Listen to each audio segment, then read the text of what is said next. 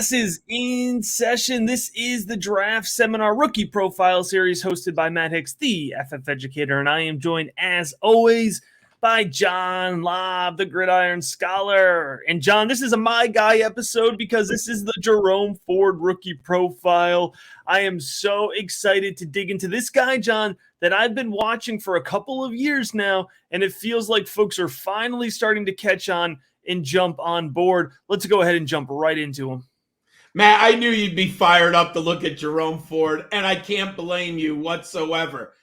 I really believe there were three key factors in the Cincinnati Bearcats' pursuit to the college football playoffs, other than Luke Fickell. So we'll just put aside the coach. You have a secondary that was unbelievable, the key to their defensive success. Then you had Desmond Ridder, who we featured last week. But the third component, in my opinion, of the Bearcats' success was very quietly Jerome Ford, the running back. And he's clearly under the radar. And even when you were watching and reading about Cincinnati, Matt, people did not discuss Jerome Ford. And it's perplexing to me. He was a four-star recruit in the state of Florida. And he was the number 6 all-purpose back in the nation by 24/7 Sports. He enrolls at Alabama. And Matt, this is the locker room he sat down in. Damian Harris, Josh Jacobs, Najee Harris, and Brian Robinson Jr. He was the 5th back as a freshman. I mean, all of those players are NFL running backs.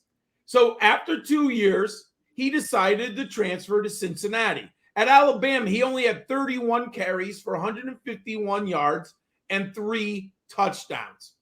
In 2020, Cincinnati had a back named Jared Dokes. And Luke Fickell, for whatever reason, maybe it's a little old school, he let Dokes be the main guy, Matt. And maybe it was deference to being on the squad, upper class leadership. And Dokes was okay. He wasn't great, but they won games. So coach is less likely to make a switch. And in limited action, Ford had 483 yards, 6.6 yards per carry, and 8 touchdowns. But he really began to shine at the end of the year, Matt. AAC championship game, 12 carries, 57 yards, and a touchdown.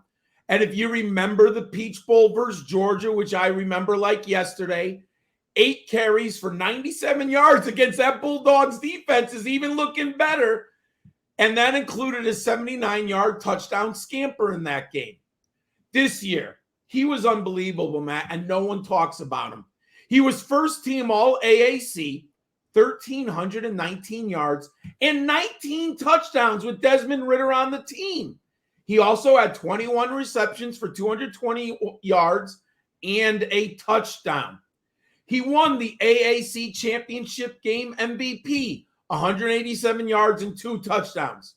Ignore the Alabama game. They were overmatched. Matt, what does your film study say about Jerome Ford? John, there's a whole lot to like when it comes to Jerome Ford. Popping off the tape immediately is his strength and contact balance. You could tell, John, that this was an Alabama running back recruit. He played physical and he played big on his tape. It's not just going up against AAC competition. But I want to hone in on the contact balance specifically. It is on display. Go watch the Indiana tape from this year. He pushes that pile forward. He has excellent contact balance. He takes contact and absorbs it very well. He's a goal line threat, John. He plays very well on the goal line. It's one of the reasons he had so many touchdowns to his game. And he is physical in terms of just finishing through the end of the play. He's scrappy. He's always fighting forward through the end. I love that when it comes to a running back prospect. John, 5'11", 211 here. So good size, and he has excellent acceleration. Don't hear what I'm not saying. He's not the speediest back in this class, but in terms of straight line acceleration, it's incredible for his size. John, once he gets a 5-yard lead, right? Once he gets into that second level of the field, even NFL DBs are not going to chase him down. We saw him post a great 40 time with a great speed score. So Jerome Ford really lives up to that power and downfield acceleration. And John, you mentioned it here. Some folks may not be familiar with the term. Jerome Ford, coming out of high school, was graded as an all-purpose back, right? There's different classifications. An all-purpose back is your dual threat running back, right? It's your pass catching running back. If you go to his class, John, some of the other all-purpose backs that were ranked around him, Puka Williams, Max Borghi, James Cook, right? We're talking about smaller backs. James Cook does bring Jerome Ford does bring good pass catching ability. He's reliable. He works angle routes. He works wheel routes. He wasn't targeted the most, but we've learned this lesson. Do not knock a running back prospect for not being able to catch the ball just based off of the box score alone. When Jerome Ford was asked to catch the ball, he was successful at doing it. So pass catching is still a strength for me on his tape. Now, John, the vision can be inconsistent, and I think the vision is really what's stopping Jerome Ford from being closer to this top tier of running backs that we're talking about, because he's good at a lot of things, but he's a little bit inconsistent in terms of creating his own space. He can be a bit too patient and get stuck behind the line of scrimmage at times. So that's his weakness, but a lot of strengths to go along with it too. Let's dig into those numbers a little bit more. Matt, I had a very similar grade. Again, I gave him an 80. You had an 80.7. I think we've seen the exact same thing out of this young man. You mentioned his speed. He doesn't get caught from behind on tape. When he's in the open field and at the second level, he is gone. And his speed in the 40 was 4.46. Very good for a player who's 210 pounds, 5'11". So I was very impressed with his athletic ability after the combine. And you plug in the numbers. My favorite stat, or one of them, I should say, he had 31 career receptions and 31 career touchdowns. This young man is a dual threat running back. And there are some great wheel routes on tape.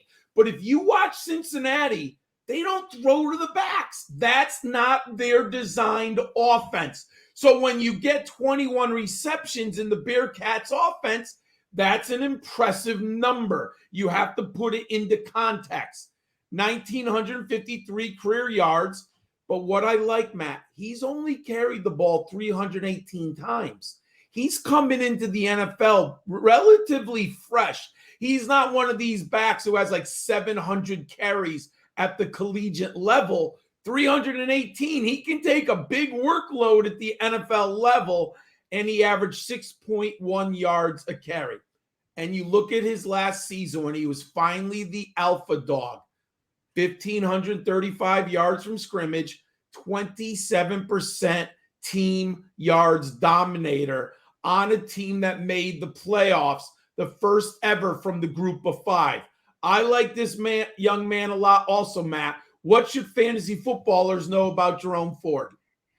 John, when it comes to Jerome Ford here, I think that he, with that combine performance, is going to end up being a late day 2 NFL draft selection, which I think is going to really lock him into the radars. I think there's some folks that are in on Jerome Ford, some folks that aren't quite ready yet. When he secures that late day 2 NFL draft capital, I think folks are going to be even more intrigued. I have him projected, John, in a weekly starter category here, so I'm bullish on Jerome Ford. I think he's going to hover around that running back 2 territory, running back 20 to 28 early on in his career, be somebody that you can rely on and plug into your fantasy football lineups.